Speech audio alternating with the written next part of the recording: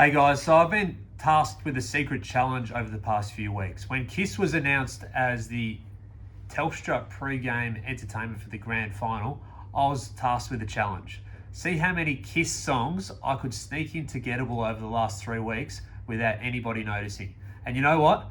Nobody picked it up. Not Riley, not our producers, nobody. Here's how I went. I mean, Harley Reid finished his season well on the weekend, had 27 touches, countless EFOs, had the long sleeves long sleeves for a half as well. Played with that charisma that we know he has. He's such a strutter. They are keen to get Riley Sanders any way they can. I think all hell's breaking loose if they got him for nothing, so I don't think that's going to be a chance. Luke Lloyd is one to keep track of. He kicked 4 goals on the weekend for Sandringham.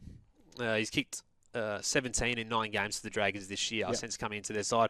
193 centimetre player, crafty inside 50, has that magic touch around goal. Everyone thinks these pop stars rock and roll all night, and he's sitting there in bed. Todd Marshall, who will hit his free agency year next year, so that's his forever deal, isn't it? The Dogs are going to be fascinating, though. Who's the first domino that signs? It feels like, do you love me at the Crows? People act like they sure know something. And we'll have a look at it in detail. Yeah, talk to me. So, just rip it out of those clearances and get it going with his hands. Liam Henry's likely landing spot, requested a trade last week. Yeah, Hawthorn have come late, but with nothing to lose. So, yeah, a pick one question shocked me. South Australia has that, pull for coming home.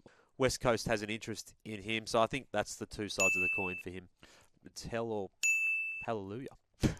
I was wondering where you're going with that. It's funny days in trade period. There's those crazy nights where things happen and all of a sudden the trade period shifts. So basketball has sort of taken over the gong. I'll shout it out loud then.